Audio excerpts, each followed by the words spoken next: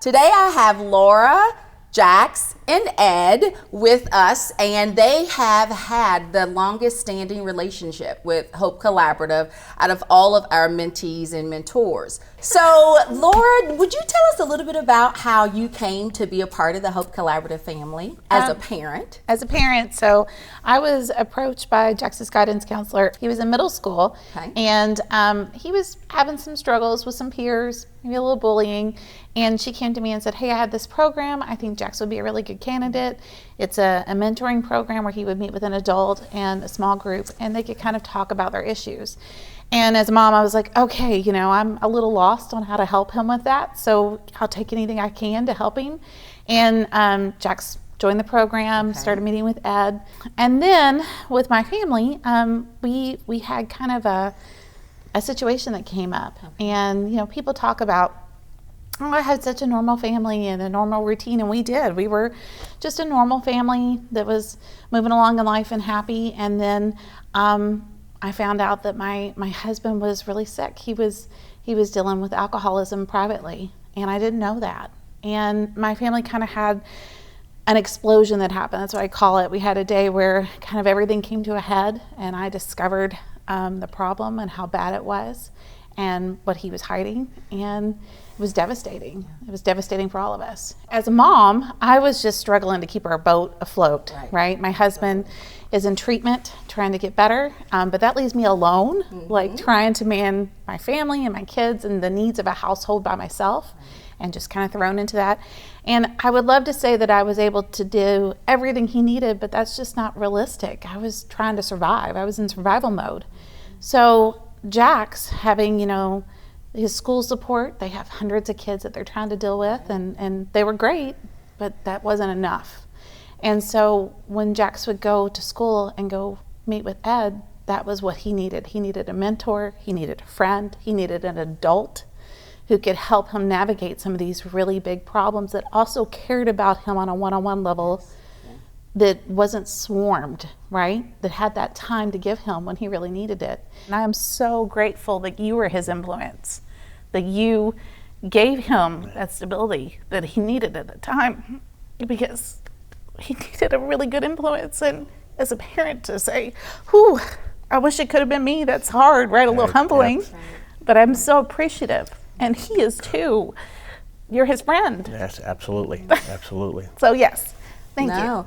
So Ed, let's kind of live there a little bit. When you hear Laura and you hear just the emotion and the passion and the gratitude, talk to us a little bit about how your journey with Hope Collaborative connected you with Jax. Yes, well, it's a blessing to be part of the program as well on this side. I mean, it has just been an unbelievable 5 years.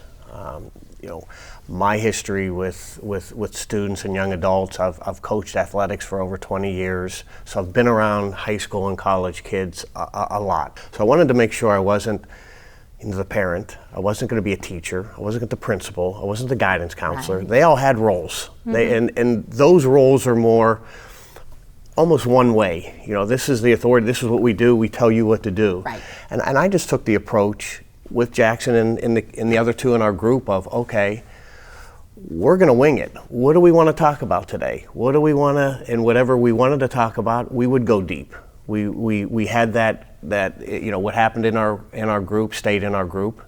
And so we talked about a lot of things, their interests, sometimes things that were bothering them, sometimes things that they didn't agree with in life, whether it was school, teachers, a lot of things. So I feel like what really worked, our connection was built on the fact that he knows more, and he knows a lot about me as well, versus other adults that he may deal with in life.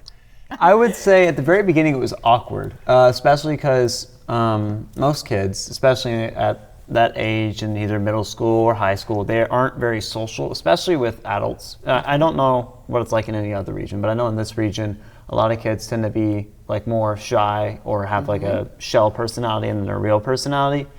And when I was in this meeting, it was a bit awkward because I didn't really understand it completely. And I thought, okay, this is someone I could talk to, but at the time I still saw him simply as like, an adult I can talk to. But as we continued in every session, I felt closer and closer to him, and it went from like, oh, he's like, a friend, to I felt like he was like an older brother to me. And so whenever this explosion happened, I remember that day very vividly when I went in. I went in and I immediately was like, can I have a hug? And he said, sure. Okay. And I gave him a really tight hug, and I basically explained what happened. And he's like, it's okay, man, let's have a fun day.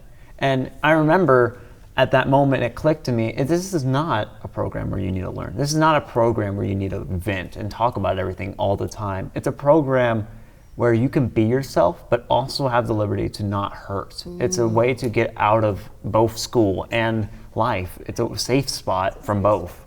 When you're in that dark hole, which is what I described through my experiences, is that life can sometimes be an abyss, but it only takes a spark of light. And no matter what, the darker the hole is, the more brighter that little, it doesn't even have to be big, that tiny spark can be, which is why whenever I came to Ed, and that little spark in life, thanks to him being there, is what is inspiring me to be what I want to be. I want to be able to, no matter where people are, make them smile, be able to help people. And that has got to be because of this program. Like, that little seed of being able to help people came from this program. Knowing he had someone to go to, and there was this, I've said anchor a lot, but that's what it was, keeping him in spot so that he could recover. It gave us an opportunity to fix these other fires that were happening along the way. Before, we were just going through the motions, and me and my husband talk all the time now, like, we had this whole adventure of life ahead of us, and where are they going to go, and what are we going to see while they're doing it, and then on ourselves, where are we filling in those adventures ourselves? So I am so hopeful for my tomorrow and so excited about where it's going to lead me. And I am so proud of who you are.